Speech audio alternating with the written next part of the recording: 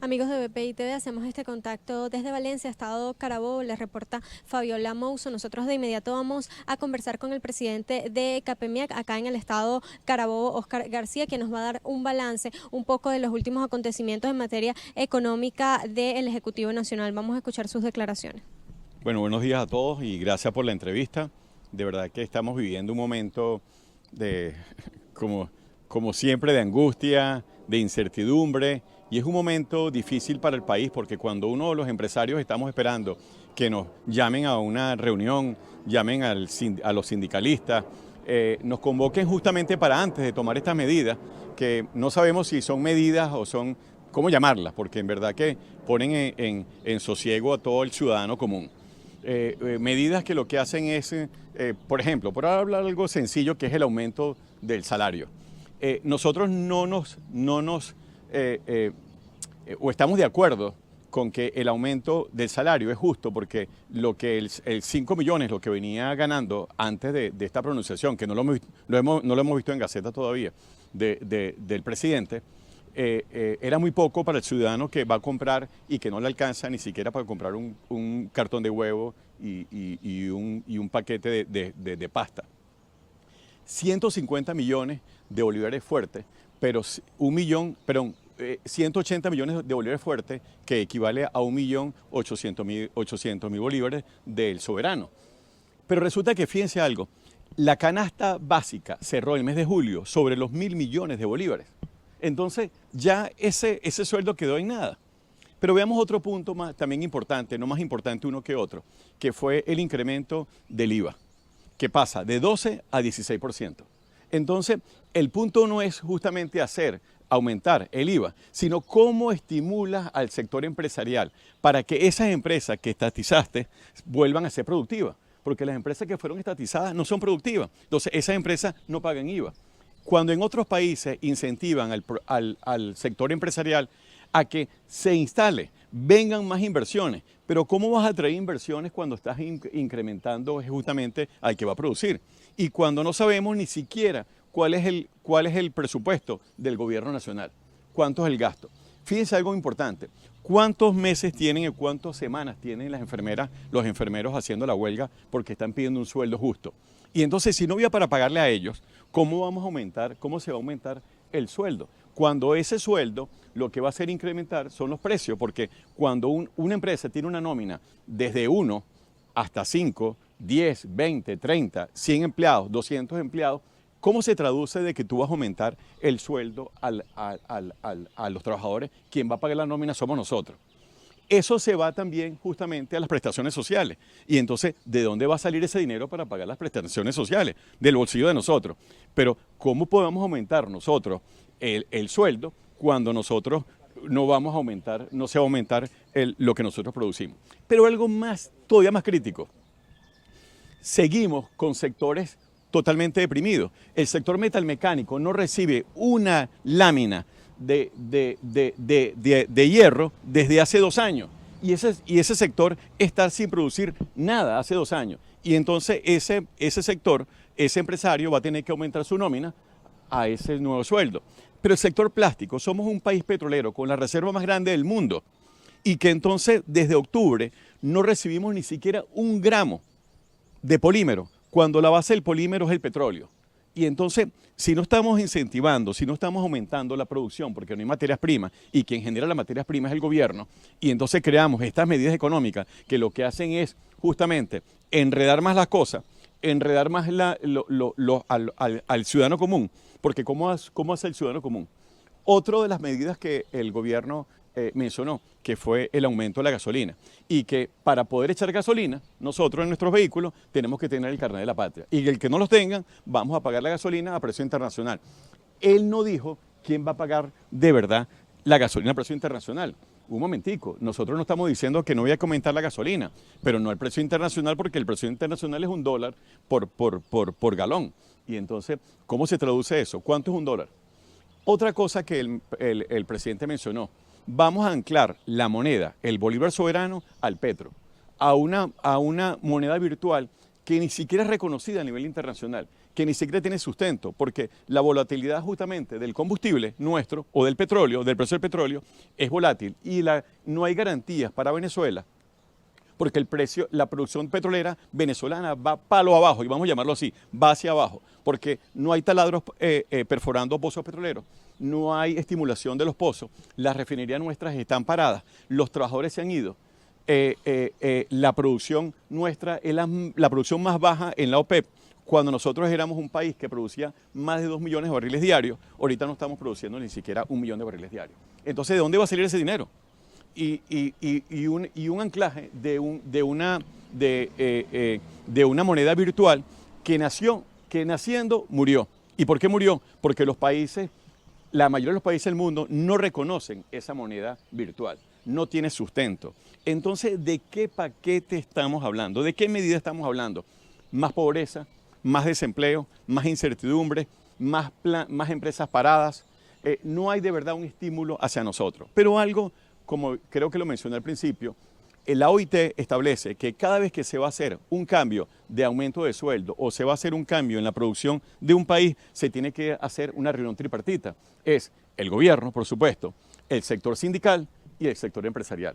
Desde que este gobierno existe, esas reuniones no han existido. O sea que estamos rompiendo un protocolo que nosotros firmamos. Señor Oscar, ¿cómo está entonces la mediana y pequeña industria en el estado de Carabobo en este momento y cómo se vislumbra para el último trimestre del año con todas estas medidas?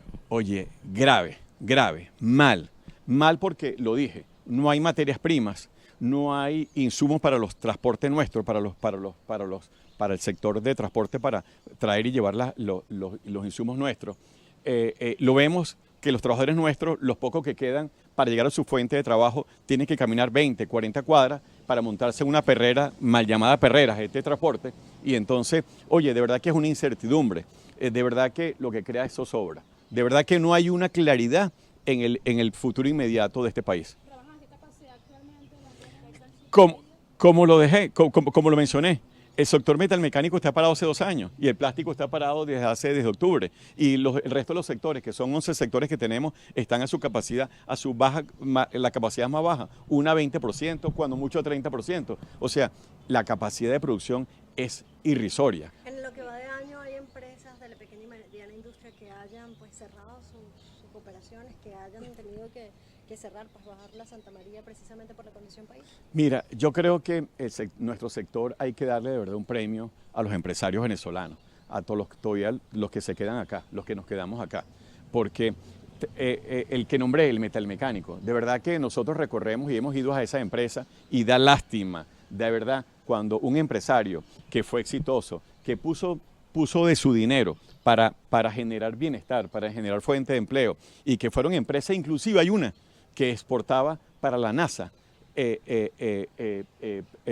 elementos hechos aquí del sector metalmecánico, y que esa empresa está totalmente cerrada. La gente, ellos van nada más a mantenerla, verle vigilante, siguen apostando en que va a haber un cambio. Yo le digo a la gente, tengan fe, aguantemos el chaparrón, que nos falta poco. Mire, ¿confían ustedes en el subsidio que haga el gobierno? De los 90 días, Exactamente. como les mencioné, si no han podido pagar la nómina, si no han podido aumentar el sueldo a la nómina de PDVSA, si la gente de CanTV ha protestado porque no aceptan los sueldos que ganan, si la gente de Corpoelec se han ido más de 1.000 trabajadores, vayan a las oficinas públicas, y las oficinas públicas es sencillo, están vacías. ¿Y por qué están vacías? Porque el sueldo que ellos están ganando no es el sueldo que ellos se merecen, no es el salario que se merecen. Entonces, la pregunta nuestra es, ¿de dónde va a sacar el dinero este gobierno para subsidiar ahora? Aparte que no puede con su sector, que es el sector gobierno, ¿cómo va a subsidiar el sector empresarial de las pymes, que es por 90 días? Ojalá, mira, que consiga el dinero. Yo no sé si lo va a conseguir, pero imaginemos lo que lo consigue, porque de repente lo consigue. Y entonces dice, bueno, quita el dinero. La pregunta es, ya ese sueldo quedó irrisorio, porque si la cesta básica cerró en julio en sobre los 1.000 millones de bolívares, entonces, ¿de dónde vamos a poder nosotros seguir comprando la cesta básica, la canasta básica? Ahora, en cuanto a ese...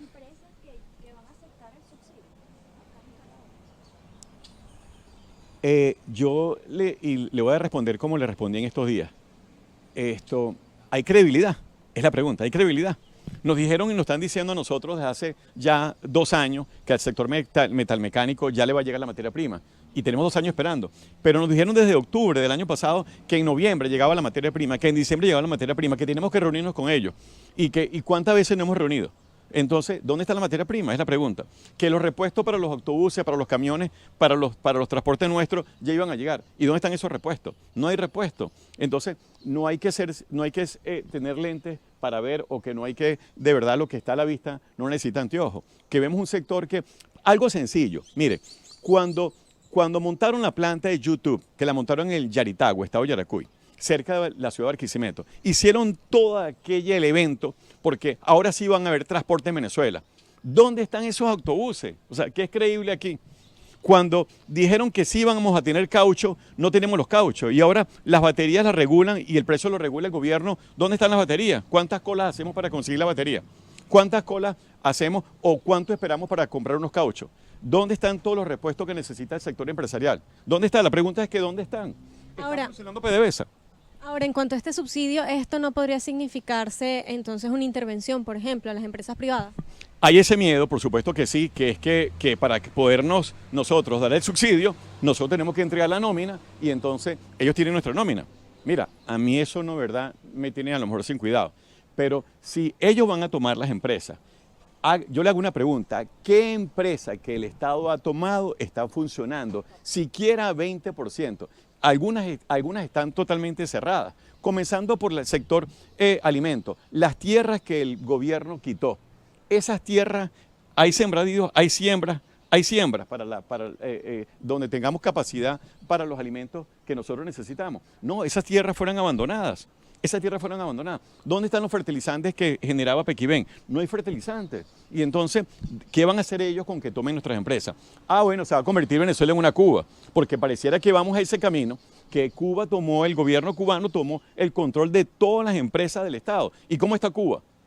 Un país quebrado, un país que tiene 60 años, que la gente ahorita es cuando apenas están conociendo Internet, intermitente. ¿Y cómo vamos nosotros? ¿Qué es lo que funciona en este país? Yo le hago una pregunta a la gente: ¿dónde está?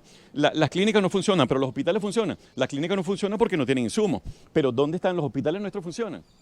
¿Dónde están, por decir, lo que el gobierno tiene que,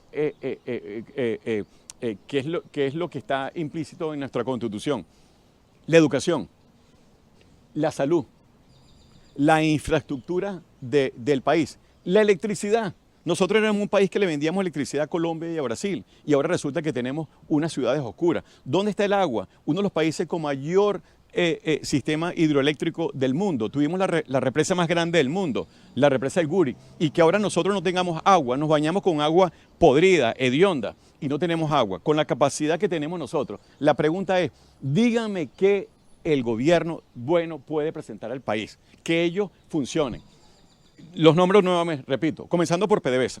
Éramos la segunda empresa más grande del mundo, petrolera, cuando este gobierno llegó. No aparecemos ni siquiera en las 100 primeras. Segundo, electricidad. Teníamos capacidad suficiente, extra, para vender al norte de Brasil y al norte de Colombia electricidad. No generamos electricidad ni siquiera para nosotros. Éramos un país que nos jactábamos de tener las mejores infraestructuras en cuanto a vialidad. Dígame si la vialidad está en buenas condiciones. O sea, fuimos ejemplo del mejor metro del mundo. Vean cómo está el metro de Caracas, pero ni siquiera pudieron construir el metro de Valencia. Entonces, díganme qué cosa buena ha hecho el gobierno. O sea, de verdad que sí. Que alguien me lo diga y yo irlo a ver. Bien, en el balance entonces del presidente de la Cámara de Pequeños y Medianos Industriales del Estado Carabobo, Oscar García, quien se estaba pronunciando en cuanto a los últimos acontecimientos y medidas económicas tomadas por el Ejecutivo Nacional y cómo estas van a afectar entonces a las pequeñas y medianas industrias en el Estado Carabobo, sobre todo el tema del salario mínimo. Desde el Estado Carabobo reportó para BPI TV Fabiola Mous.